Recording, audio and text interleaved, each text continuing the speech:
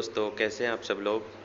I hope आपकी preparation बहुत अच्छे से चल रही होगी गाइस, और आप नोट्स वगैरह प्रिपेयर कर रहे होंगे और अच्छे से पढ़ रहे होंगे, क्योंकि सीटेट और बीएड के एग्ज़ाम भी दोनों ही आने वाले हैं। सो दोस्तों, आज मैं अंशुल शर्मा आपके लिए लेके आया हूँ उद्देश्यों को व्यवहारिक रूप में लिखने की महाविद्यालय मैसूर की विधि, जो कि काफ़ी प्रचलित है, जिसको RCEM सिस्टम के नाम से जाना जाता है। कि RCEM सिस्टम क्या है, उसमें उद्देश्यों को व्यवहारिक रूप में हम कैसे लिख सकते हैं, या फिर RCEM सिस्टम में जो उद्देश्यों का वर्गीकरण है वो ब्लूम की टैक्सोनॉमी से किस प्रकार भिन्न है, ये भी वहाँ पे पूछा जा सकता है ना। सो इस टाइप से प्रश्न आ सकता है, उसको हम देखेंगे। सो आंसर की ओर चलते हैं। सो दोस्तों, हमने पढ़ा रॉबर्ट मेगर एक विधि पढ़ी है, और रॉबर्ट मिलर की भी विधि हमने पढ़ी है, ठीक है ना। उससे पहले हमने ब्लूम टैक्सोनॉमी भी पढ़ा है। तो ये तीनों चीज़ों को पढ़ने के बाद यहाँ पे RCEM सिस्टम क्या है कि सिमिलर सा ही है इन दोनों से ही, ठीक है।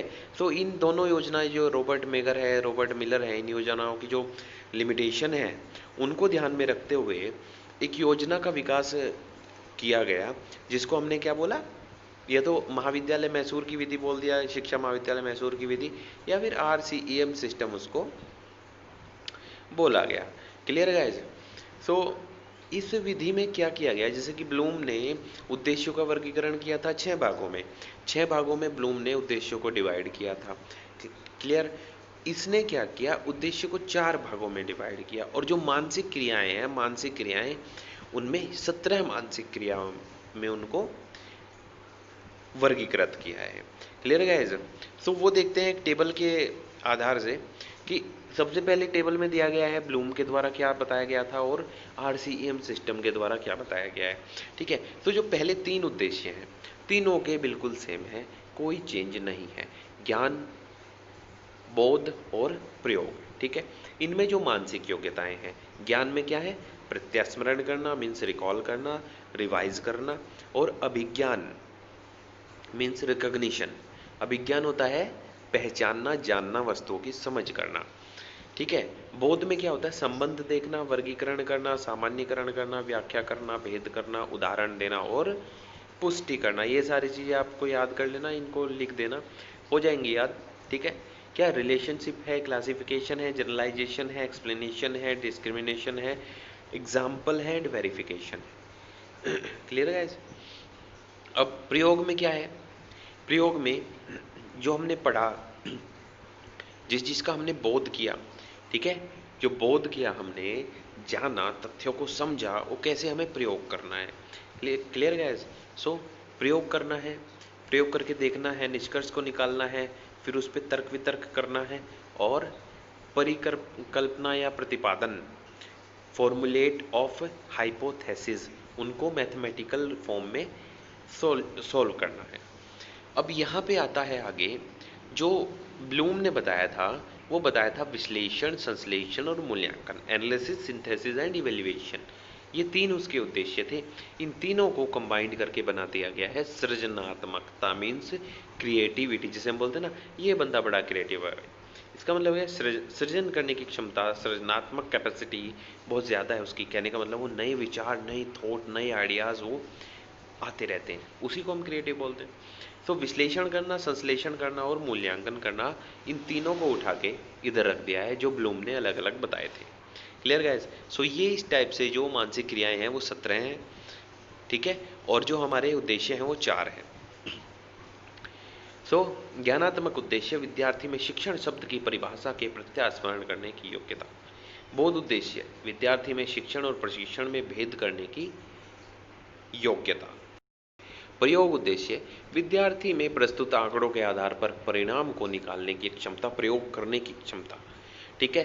सृजनात्मक उद्देश्य में क्या है, अधिगम की विशेषताओं का विश्लेषण करने की योग्यता। Clear guys.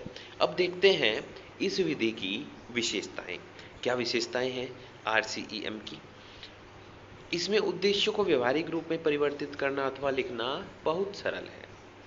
शिक्षा के जो सभी उद्देश्यों को व्यवहारिक रूप में इसमें लिखा जा सकता है। जो शिक्षा के जो सभी उद्देश्य हैं उनको इसमें व्यवहारिक रूप में आसानी से लिखा जा सकता है, क्योंकि सरल है उनको लिखना। इसमें मानसिक क्रियाओं को अधिक महत्व दिया गया है। परीक्षा के लिए प्रश्नों की रचना करने में आसानी रहती है। इस विधि का विकास शुद्ध भारतीय परिस्थितियों में तथा इनके अनुसार हुआ है, अतः भारत के संदर्भ में यह विधि अधिक उपयोगी सिद्ध हो सकती है। ठीक है ना।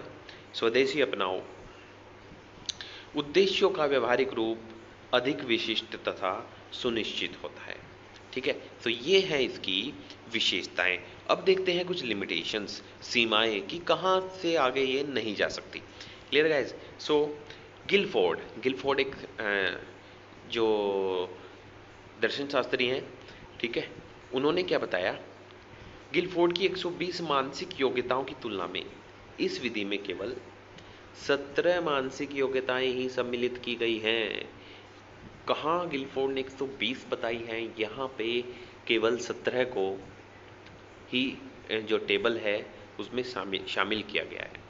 यह विधि केवल ज्ञानात्मक उद्देश्यों के लिए अधिक उपयोगी है, बाकी के लिए उतनी उपयोगी नहीं है, क्योंकि ज्ञानात्मक पक्ष के लिए ही इसमें क्या है, ज़्यादा इस पर फोकस किया गया है।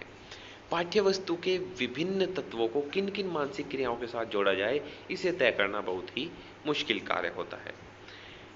इसमें विभिन्न उद्देश्यों के लिए मानसिक क्रियाओं का कोई संतुलन नहीं है। जैसे ज्ञान में 2, बोध में 7, प्रयोग में 5 तथा सृजनात्मकता में 3 मानसिक क्रियाओं को सम्मिलित किया गया है। कोई बैलेंस नहीं है, कोई फिक्स नहीं है ना। और ऐसा होता भी नहीं, जनरली कोई फिक्स होता ही नहीं है, क्योंकि अलग अलग चीज़ें हैं, डिफरेंट डिफरेंट है। लेकिन अगर हम 120 मानसिक क्रियाओं की बात करें जो गिलफोर्ड ने बताई है, ठीक है, उनके रिस्पेक्ट में ये बहुत कम है, बहुत ही कम है। ठीक है दोस्तों। सो ये है RCEM विधि। बहुत बार पूछा जाता है, बहुत बार पूछा गया है और नाम से पूछा जाता है। Clear guys. सो आज की वीडियो में बस इतना ही। सो गाइज, आज की वीडियो में बस इतना ही।